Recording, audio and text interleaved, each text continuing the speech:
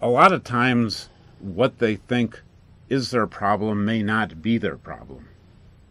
That's always the case. Okay. All he knows is symptoms. Mm-hmm. Our clients know the symptoms. They know they're unhappy. They know they have cash flow problems. They know they're not making any money. Mm-hmm. They know that their employees are discontented. Mm-hmm.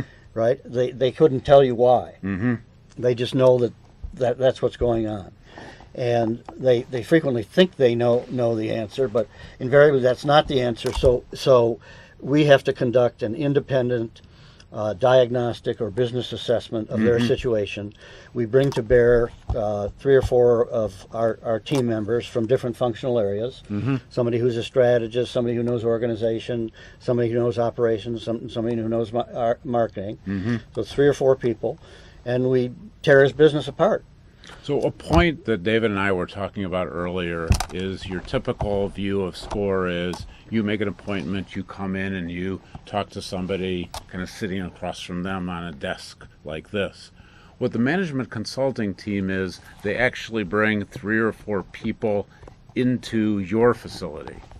And they'll not only meet with you, but they'll also meet with other people on your staff. Because what you're trying to really do is you're trying to first understand the symptoms, but the goal of the first assessment is to move from the understanding of the symptom to the discovery of the problem. It is a discovery process, and out of it comes the key priorities. Out of it comes a decision whether you're going to work with them or not. Because during that period of the business assessment, you understand their business much better, but you understand the person much better. Mm-hmm. And in order to engage in this process, our client has to give up his ego, right? He has to be forthright with us. He has to be candid with us. He has to be completely honest. He can't hide anything from us.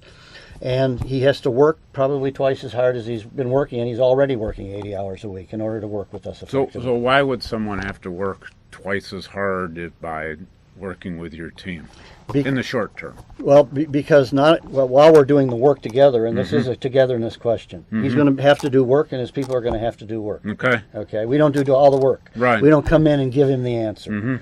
We bring him to the answer. So we do it. Yeah. How do you bring me to an answer? Well, we obviously have periodic progress reports. Okay. Right. And when we're on the client site, which is literally every day, somebody will be on the client site.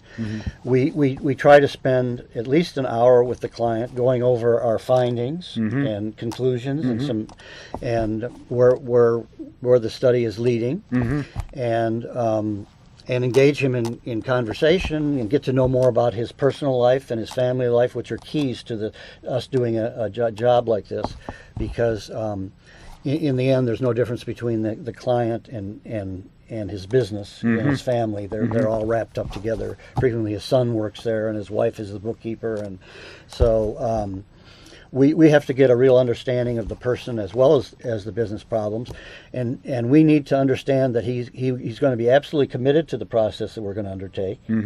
This is a business assessment. At the end of this business assessment, we decide, we lay out the issues. This isn't the end of the study. This is when we lay out the issues, and he has to agree that these are the issues, or we have to together reach an agreement on what the issues are, and when we move ahead, and we've got to know that he, at the end of the business assessment, he's got to know that he has real problems that need to be fixed. He has to admit to them, right? And he has to be willing to go ahead and fix them.